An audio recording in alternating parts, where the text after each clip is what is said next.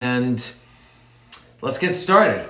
First, I can't believe how much BS headlines there are every day. It's almost not even worth summarizing them anymore. At least in the beginning, there was some interesting ones. Now, I just read that HBO Max is not going to air some South Park episodes that mention Muhammad.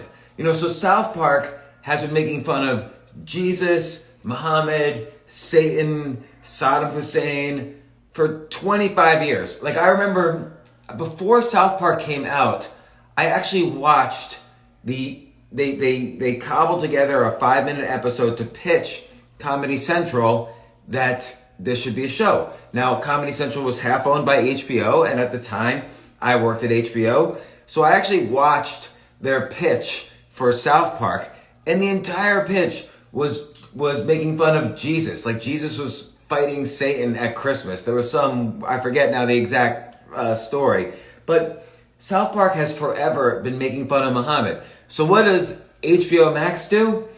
They pull the episodes of South Park, they pull at least 3 episodes of South Park making fun of Muhammad. This is just ridiculous. Like, first off, South Park made their entire brand by going beyond what people thought they should make fun of. It's not like the Iranian Ayatollah has put out a fatwa on the South Park creators. Second, HBO made their entire brand from, welcome, Robin. Hello. Welcome to the podcast. Oh, not too much light. They can't, it's dark. HBO built their entire brand on pushing the edge. Like, let's look at the history of HBO for just a second, because it's very informative, and it often in an industry there is some company that defines and changes the entire industry, and then later on you see that the executives in the entire industry all were previously employees of that initial company. So, for instance, there's something called the PayPal Mafia. Peter Thiel, Elon Musk, the founders of YouTube, the founder of Yelp, all of these guys were originally employees of PayPal and went on to create multi-billion or trillion-dollar companies. HBO was like that for TV. So HBO started off as a movie channel. They bought the rights to movies that were in the theaters, and they eventually aired them. I remember in the late 70s, early 80s, I couldn't wait for R-rated movies to get on HBO. I would come home, and we were the only one in the neighborhood with HBO, so my friends would come over, and then everybody would watch, some R-rated movie. I can't even remember any of them, but it was great. It was fantastic. But then HBO was smart. They said, hey, eventually airing movies, this is just a commodity. Anybody can do this. Let's produce our own original content and air that. And they were geniuses. They started airing, I think the sound of the air conditioning is too loud. Oh. Can you guys hear the air conditioning? Can you hear the air conditioning, Jay? We'll wait to see Jay's response. But, yes, choppy. All right, let's just plug this. And, it is choppy. Oh, I don't know how to. Oh, there we go. So then HBO created. They keep losing us. I don't know why. Maybe we have a bad internet connection. Feed is glitchy on everybody's side. Is there anybody using the TV nobody. or? I can go check the TV. Let me see. We'll fix it. We'll see what happens. But HBO started doing shows like, I don't know if you remember Dream On, or if you remember the Larry Sanders Show, but then they started doing The Sopranos, Sex and the City. I did the websites for all these shows, actually, when I worked at HBO. So Sex and the City, The Sopranos, Larry Sanders Show, Boardwalk Empire, Deadwood, Carnival. HBO became known for creating the most original, creative, edgy content. And that's how they really catapulted to the top. So then HBO, I remember when I worked there, they had about 30 million subscribers paying $20 a month. Like, they were so insanely profitable. It was ridiculous. So what happened? The entire industry duplicated HBO's model. Guess what? The head of Showtime, which was the main competitor for HBO, the CEO of Showtime was formerly the head of marketing at HBO. Then Viacom, the CEO of Viacom at one point was the former CEO of HBO. Universal, the head of Universal at one point was the former CEO of HBO. I'm trying to think of even more companies. Amazon, one of their heads of original programming when they first made the show Transparent. Those creators came from HBO. Netflix, the people who made House of Cards, worked at HBO at one point. The head of the head of Starz is the former CEO of HBO. So always in an industry, there's one industry that kind of sets the tone and defines like the entire industry. Just like how PayPal has done it for tech, HBO did it for television. But now, HBO, rest in peace. The fact that you just pulled 3 episodes of South Park simply because they mentioned Muhammad, you're just pandering to an audience that you're no longer going to have. It's all over HBO. I don't even know if we're going to subscribe to HBO Max now. What is the point? So forget it. And I feel sorry for you. It was such a great brand, working at HBO meant something. I myself worked there for a while. I really learned how to manage a company that is just always on the cutting edge of originality and creativity. The management was excellent. But anyway, for me, that's the BS headline of the day. More pandering. I feel like everybody now is a prisoner to whoever is controlling the media message. And by the way, the whole term woke, I feel it used to mean something different. It used to mean you had care. Just a few years ago, it meant you had maybe some care and consideration for people of different background than you, so that you didn't always assume people had the same values and standards, or not standards, but the same values and needs of your particular cultural background. So every cultural background has different interests, needs, goals, whatever. And now, I describe in a tweet the definition of a cult. And I've described it here before, but I'll describe it again because it's going to be part of our a new 30-day book challenge. Actually, let's start with the 30-day book challenge. Here's the definition of a cult. Specialized vocabulary, levels of achievement, sacred text, a charismatic leader, expulsion of apostates, aggression against near believers, and arcane rituals. So a lot of things fulfill the definition of a cult. Every religion obviously fulfills the definition of a cult. So let's just take Judaism. Okay, in Judaism, there's a specialized vocabulary. It's called Hebrew.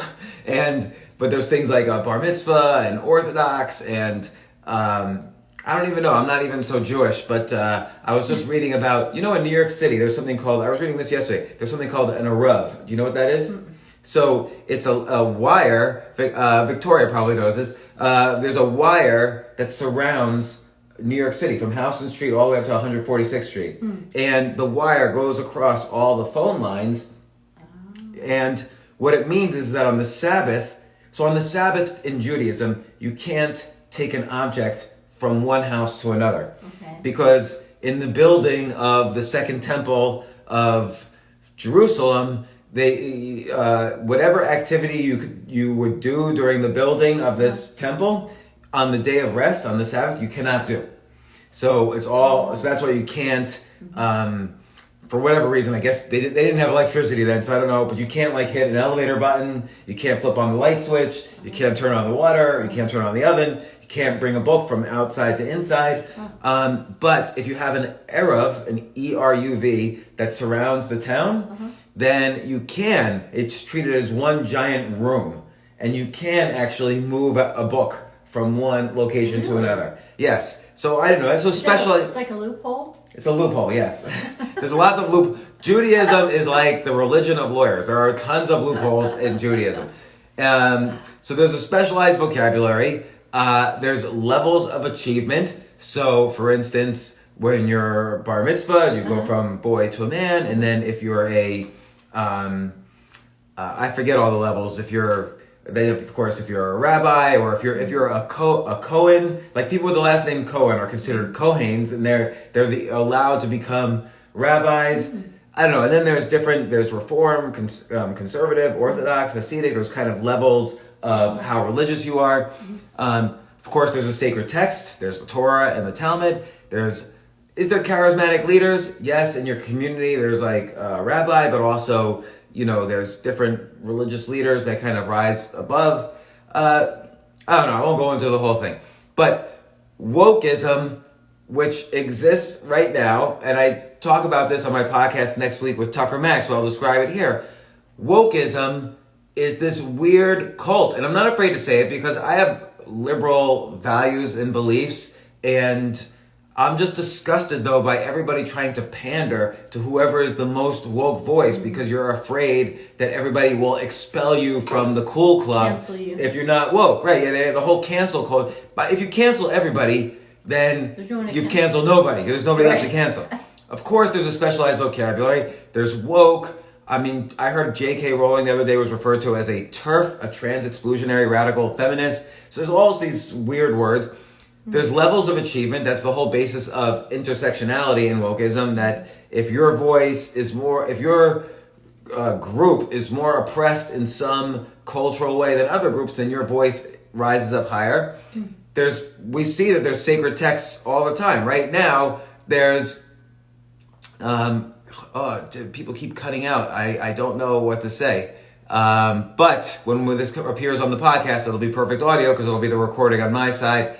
But sacred text for wokeism, well, right now the best-selling book on Amazon, even bigger than the latest Hunger Games book, is the book White Fragility, which basically is written by a white woman, and I haven't read it, so I won't comment, but that's considered, right, it's a best-selling book. It's considered the sacred text right now of wokeism. A charismatic leader. There are many charismatic leaders in wokeism. Maybe you can say AOC, or when the Chaz was around, there was Raz Simone, or I don't know, anybody. All these people are trying to take the role of the charismatic leader of wokeism. There's certainly expulsion of apostates. That's cancel culture. So if someone was woke and then suddenly they say something like J.K. Rowling was woke until she liked something that another feminist did who wasn't completely woke, so now she's been expelled from the cult of wokeism.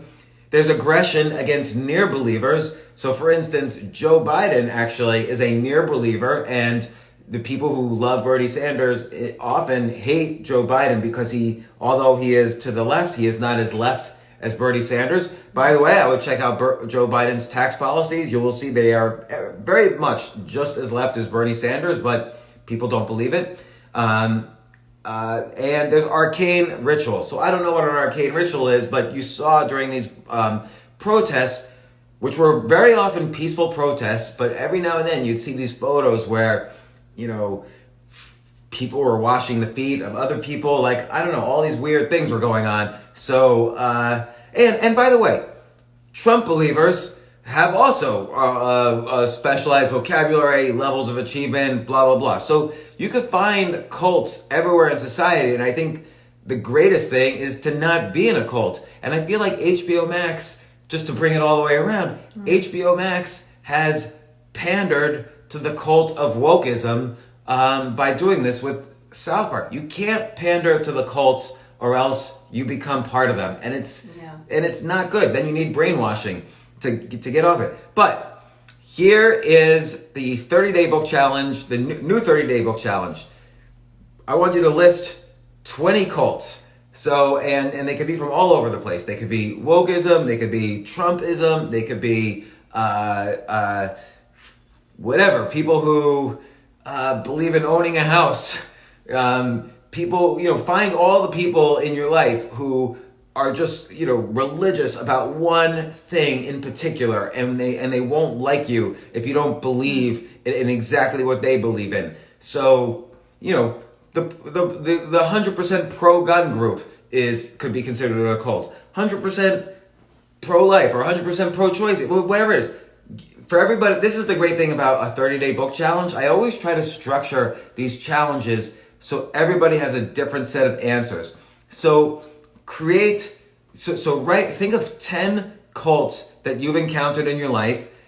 Write about 1 or 2 pages how it fits this definition of a cult that I described earlier. Talk a little bit about the history of the cult, why, fill in the blanks, why it's a cult, specialized vocabulary all the way to arcane rituals, and then maybe talk about your own experience with them. So when I was in 8th grade, I will admit, I joined what is widely considered a cult that would involve, I would skip school against, my parents didn't know. I would skip school. I would take a bus to New York City. I would go to the offices of this cult and we'd sit around meditating all day. I did this for like the entire year of 8th grade.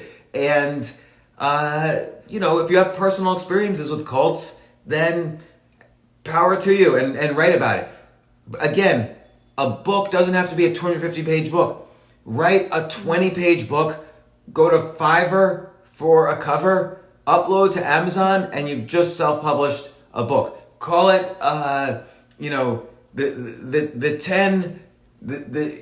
the 20 cults of 2020. Boom.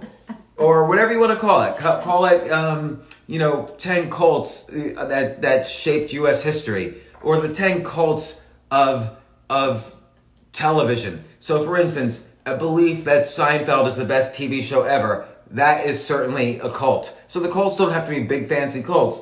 They could be anything. Do the 10 cults around different athletic figures or whatever. So, or you can write about, modern day cults like Scientology and the Moonies. If you don't know what that is, look it up. You can write about real cult, or you can write about the 10 biggest religions and show how they're cults, or 10 political parties and show how they're cults. So, but the 30-day book challenge, write about 10 cults for each one. What's the history of that cult? What do they believe in?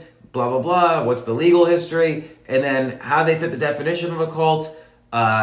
Maybe some interesting stories about them, like how people got deprogrammed or brainwashed, or with the Moonies, how they married 30,000 people in a day. And then talk about your own experience thinking about these cults or whatever. So that's, so the connection is very choppy, everyone is saying. I don't know what to find.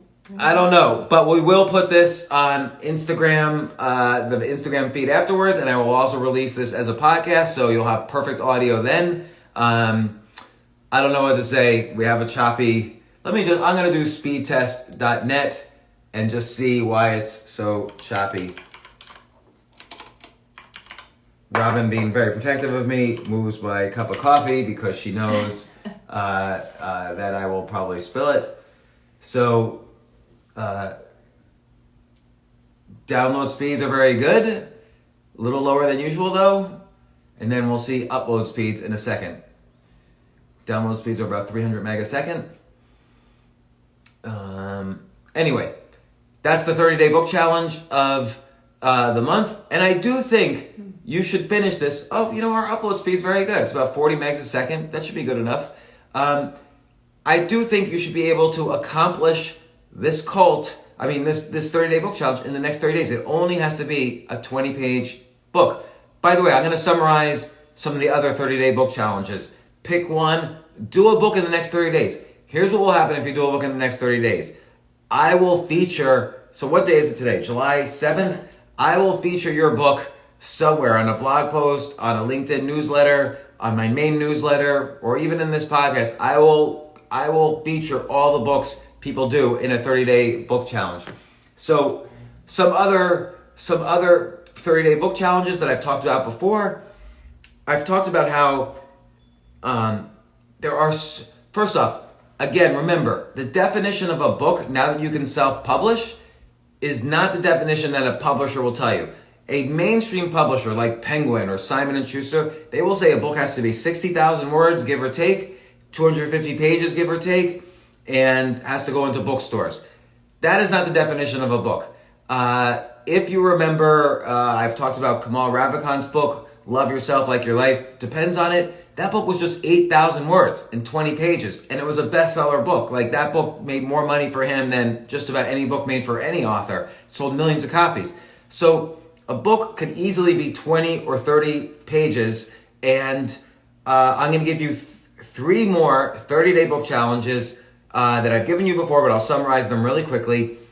And by the way, there are people out there who make a living writing books in 30 days and then writing 12 books a year or even more. So I've had on my podcast Steve Scott. He's written so many books. Sometimes he goes by S.J. Scott.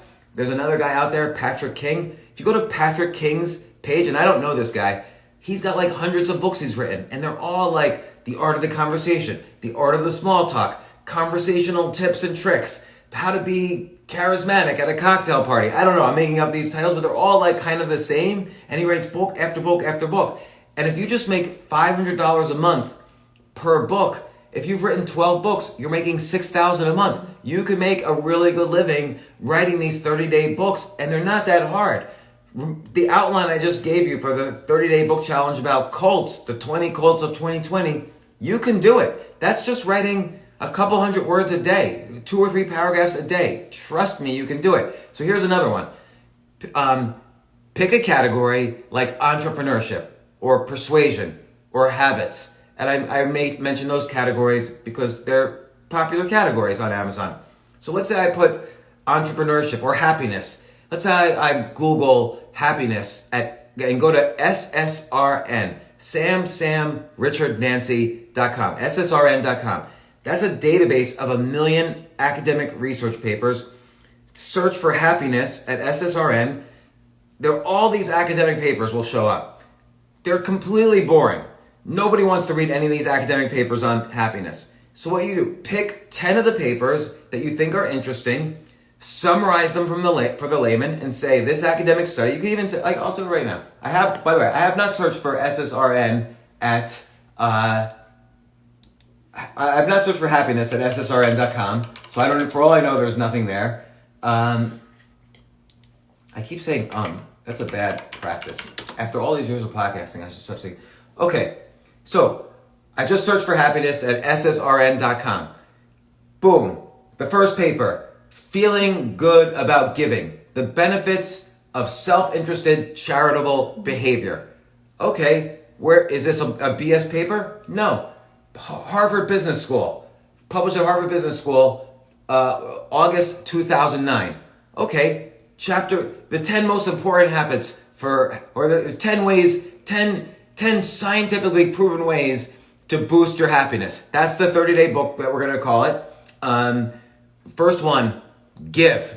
And then you quote this study that they did at Harvard, and then you talk about your own experience with giving, and then maybe you discuss, I don't know, some great philanthropist and how they went from sad to happy by giving. A great example, Scott Hoffman. I think he was like an investment banker, and then he was disgusted with his life, so he quit that, and he started Charity Water, and now he's an incredibly happy guy. So here's an example from the business world, then you tell an example from your own world, and then you quote this scientific study that's about 3 pages, one study. It'll take you a day to do it, or 2 days, and boom, you do 10 of these 10 scientifically proven ways to boost your happiness.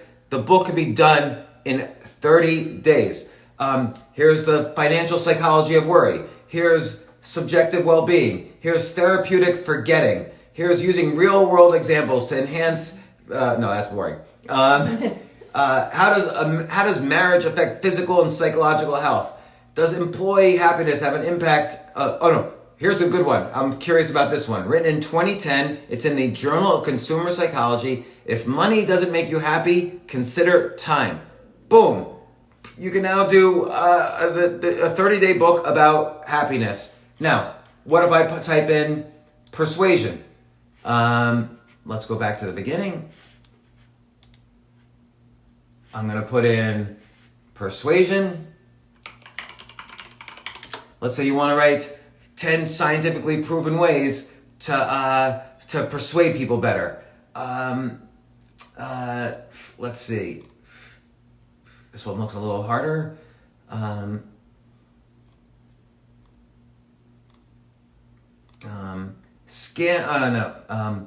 Post-it note persuasion, a sticky influence from Sam Houston State University, Journal of Consumer Psychology, 2005. So I'll click on that, and it shows how post-it notes actually will persuade you to improve your habits. So boom, something as simple as a post-it note can influence you, or maybe influence others. I don't know, I haven't read the paper.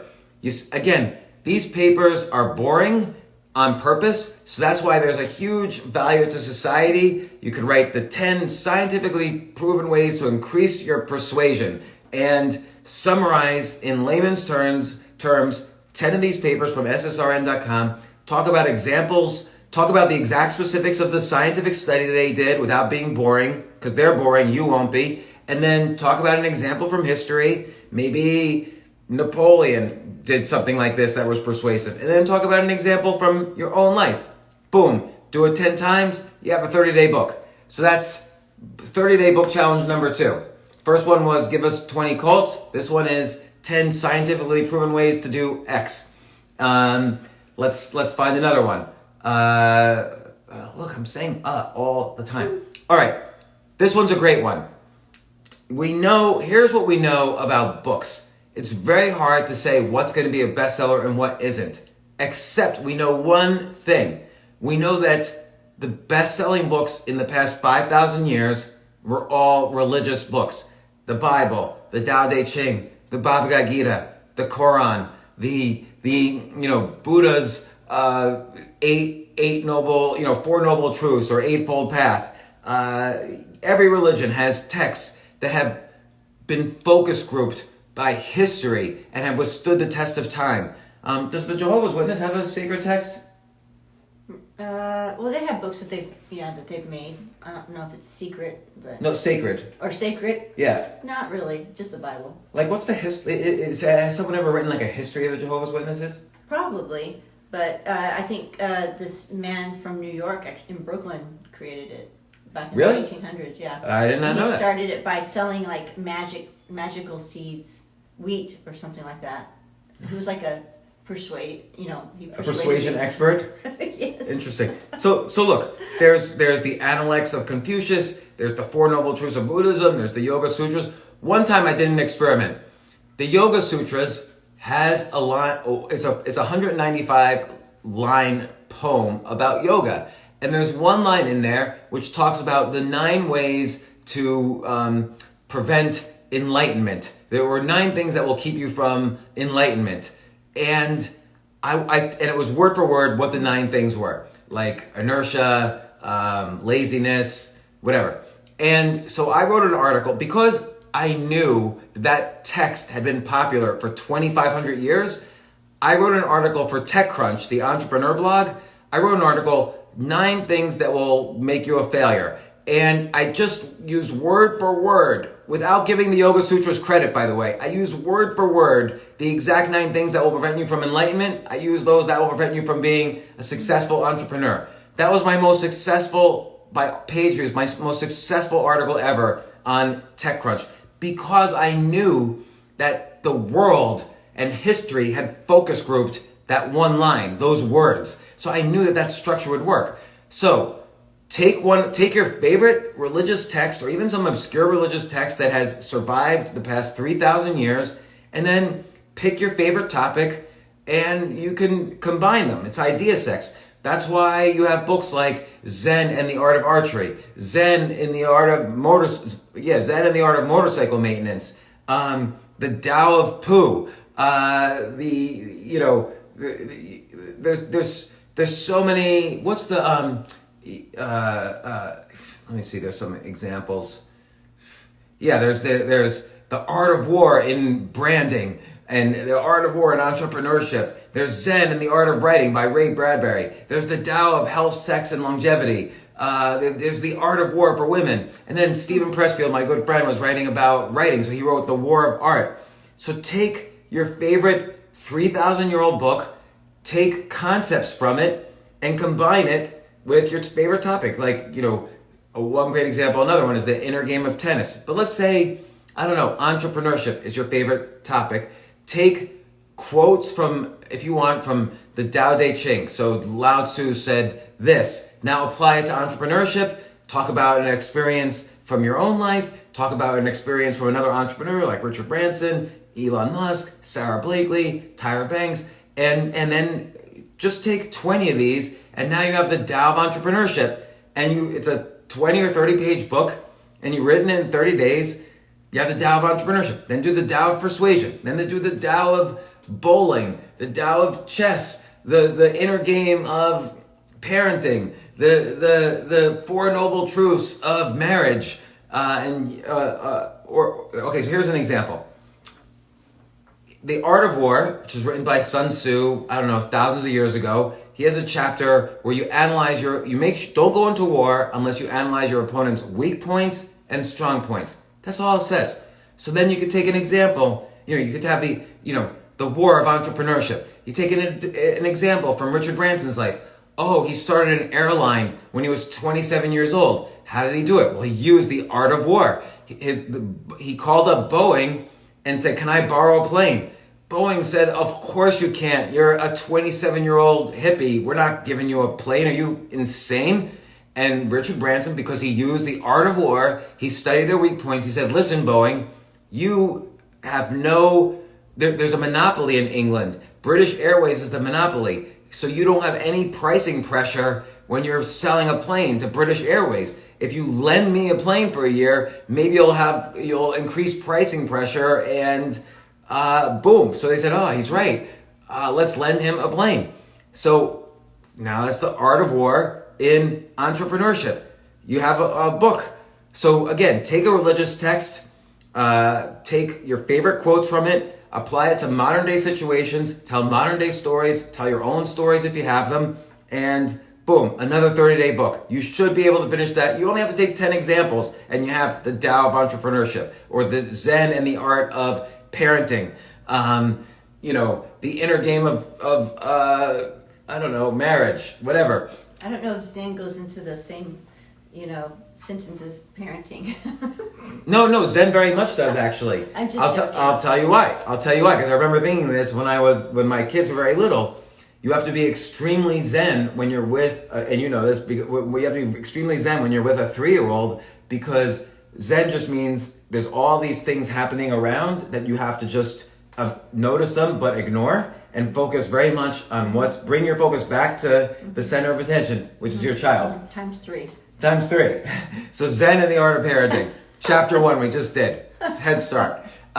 So by the way, on an earlier podcast from 4 months ago, Brendan Lemon, we were doing a podcast about this technique with a friend of ours, Brendan Lemon. He wrote The Stoic Salesman after the podcast. He wrote it within 30 days to the day. He took the principles of Stoicism. Ryan Holiday would be very proud. He took the principles of Stoicism, applied them to salesmanship, put up The Stoic Salesman, and it's selling on Amazon. Wow. And again, if you have 12 books out there and each book is making $500 a book on average, that's $6,000 a year, or $6,000 a month. That's $72,000 a year.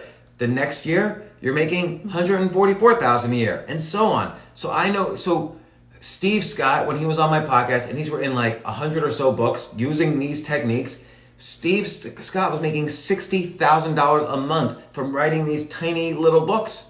So don't knock it till you try it. Another 30-day book challenge. You know what? I just did 3.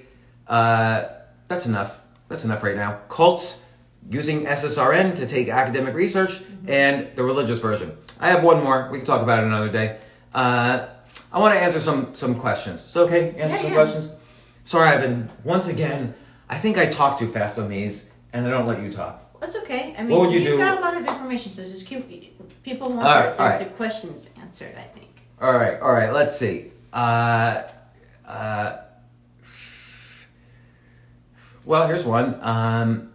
What does marital fidelity? Someone asked this on. If you could text me questions at 203-590-8607. Look, I'm practicing slowing down.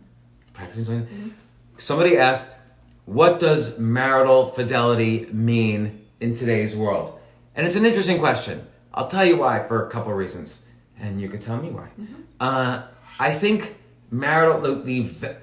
everything in life, every concept is a function of economics. So we know the value that we give anything is a function of supply and demand. Too much supply and the value goes down. Not enough demand, the value goes down. No supply and high demand, value goes up. So when there was not enough supply in New York City at the beginning of the economic lockdown, 2 adult women actually were fighting on the floor of the Upper West Side Trader Joe's, so like this high-end store, and they were literally in a fist fight over the last roll of toilet paper. So the value of toilet paper for a brief moment in time skyrocketed because demand was huge and supply was low. So the problem with marital fidelity is that supply is huge because there are so many dating websites, whether it's Tinder or Match or, for people having affairs, Ashley Madison, or I don't know, there's a billion different dating sites where within seconds you could find someone to have an affair with or have sex with. So supply is very high of sex.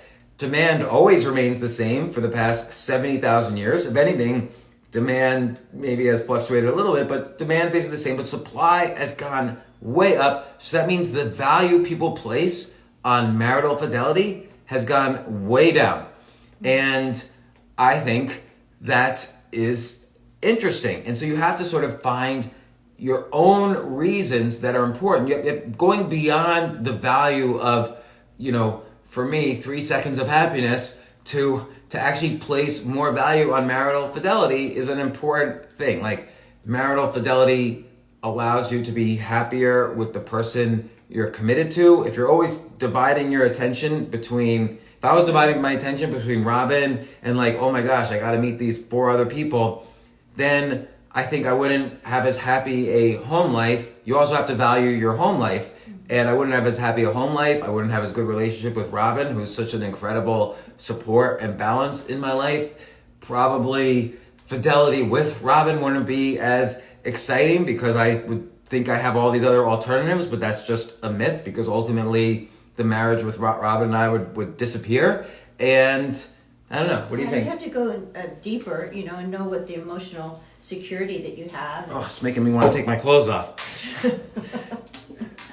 But it's important to have emotional security and trust and so many other things that I think make fidelity more important, with one person. Yeah, I think what happens is people think along one dimension, that only sex is important. Yeah. But the reality is fidelity is not just sex, it's trust and companionship and support and a way of growing older together, right? Because love changes, right? So when you first meet somebody, the first few months is all about the dopamine that's released. Like, oh my God, I can't wait to be around her. But then after that, after a while, whether it's a couple of years or however long, it moves from the dopamine stage to the serotonin stage. You learn to have a deeper level of satisfaction with the person.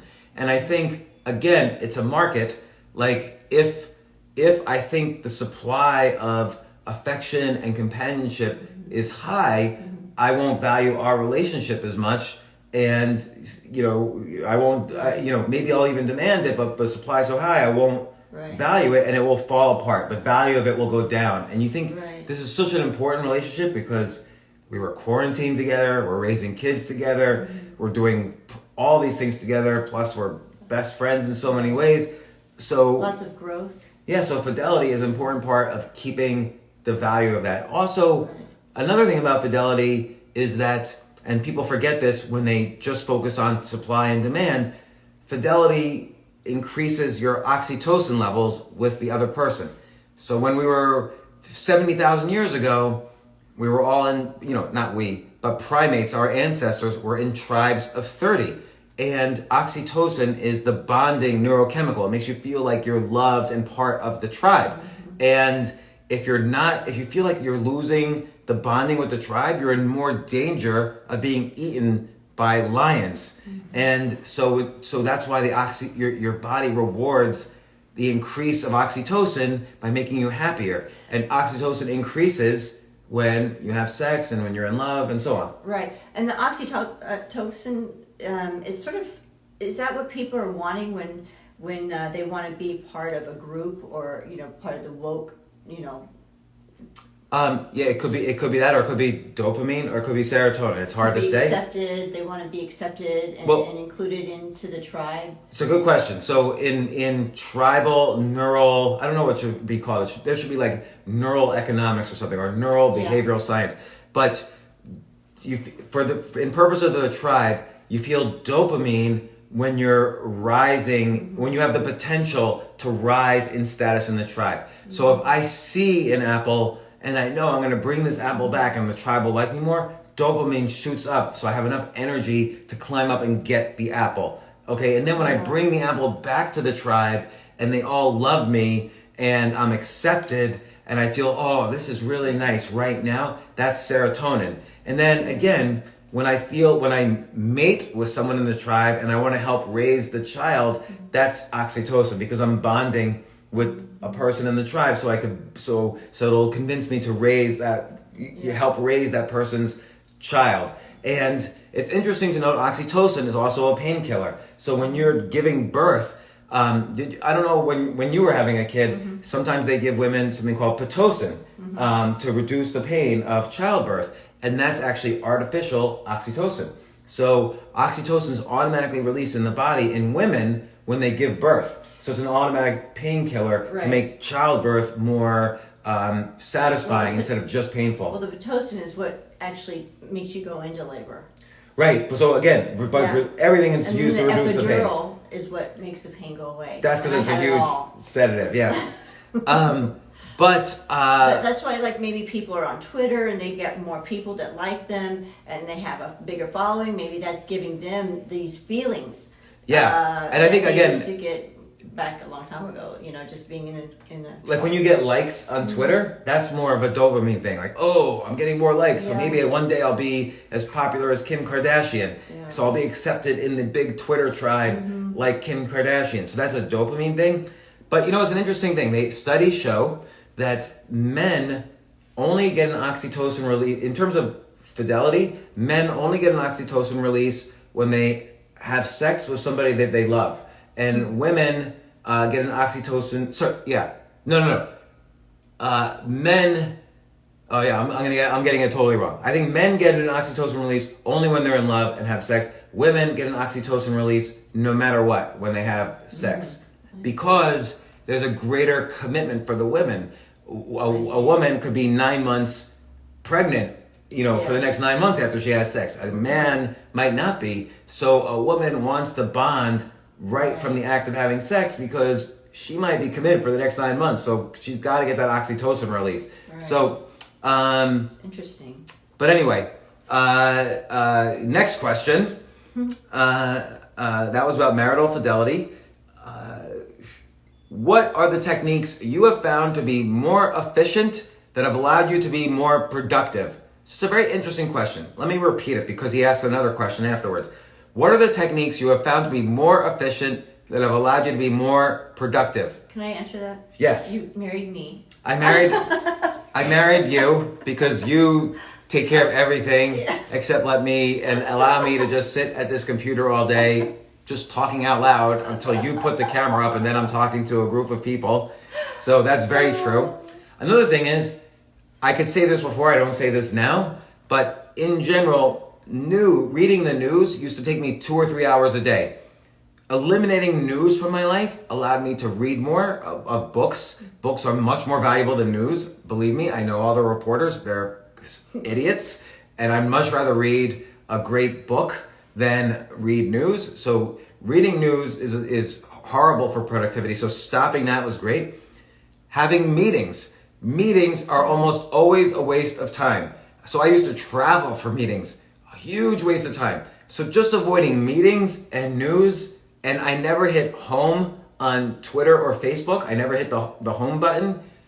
I probably did save 3 to 5 hours a day from just avoiding news, avoiding the home button on social media, and what was the other thing I said? Avoiding meetings.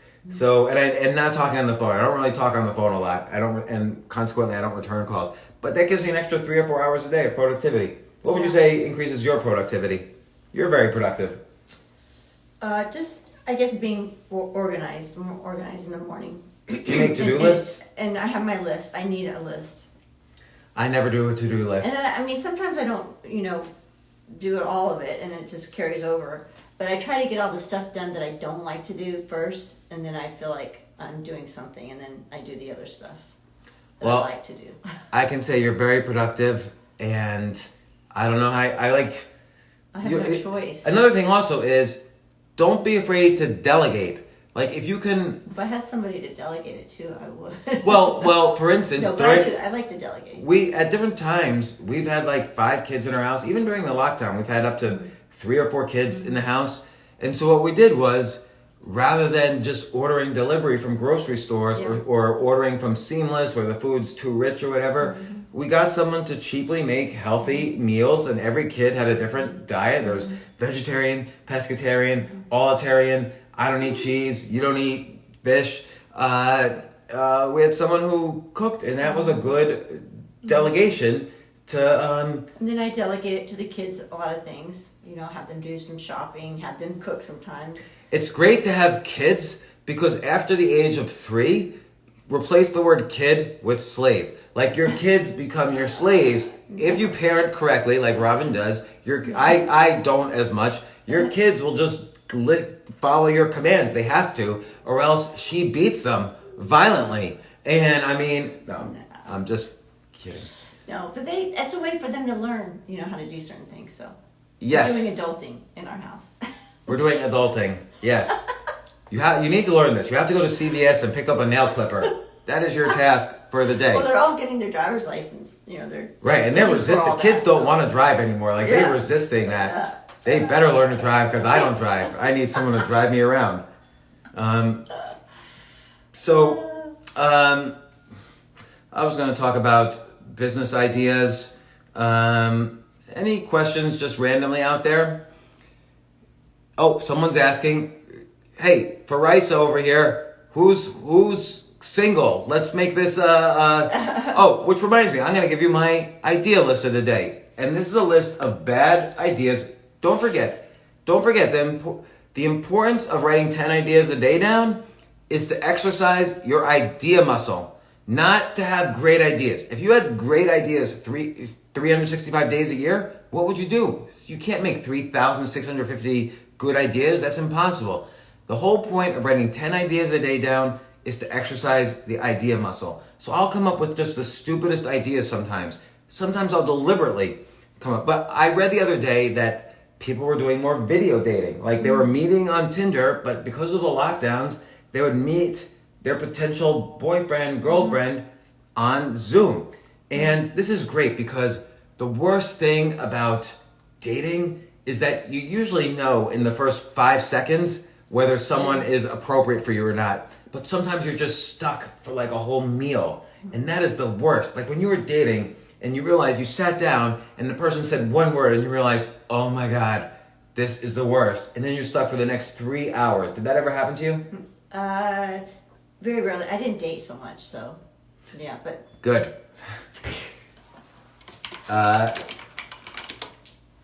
So I came up with a list of my best Zoom dating ideas, and I forgot where they are now. Okay, so I'll tell you some of the ideas of I did idea sex with dating and Zoom, and if I were dating, what features I would want on Zoom to make my date even better. So this is my idea, and again, this is a stupid list to make. Who would think? Yeah, especially because you're married. Yes. So, and because of the answer I just gave about marital fidelity, but I was thinking maybe Zoom could implement these ideas and increase their value even more. This is Zoom's dating app.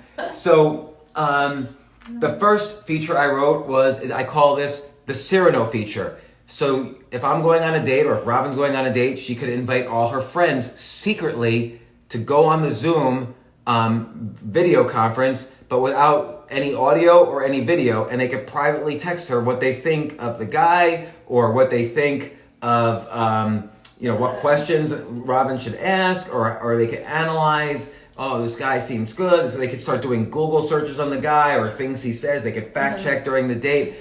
So that's the Cyrano feature that Zoom should add to increase Zoom dating. Then I wrote one called a conversation helper. So while you're on the date, Zoom will transcribe what the person's saying in real time and have Google look up any interesting facts or news about, like, what if the person's talking about, I don't know, the Pittsburgh Pirates, and you don't know anything about the Pittsburgh Pirates. Zoom could look up on Google everything about the Pittsburgh Pirates. Well, thank God they won that game 10-9 last weekend because of so-and-so's home run. Well, what happens, though, when you really go meet that person and you're thinking, oh, my God, this guy's a genius. And then you go and it's like, he's like a doorknob. I don't know. That's not on my ideal list. Funny. I didn't say these were good ideas. This is just how I'm thinking about an ideal list. And so I even, in order to make that idea worthwhile of putting down, I had to find an app that does transcribe in real time, which I did. It's called, I don't know, it's on the Google App Store. And there's open source. Good Firms is open source. Then Zoom, I thought they should have filters so someone could look better. Maybe, use AI to get rid of the blemishes, kind of like Instagram filters. Yeah. Let's see.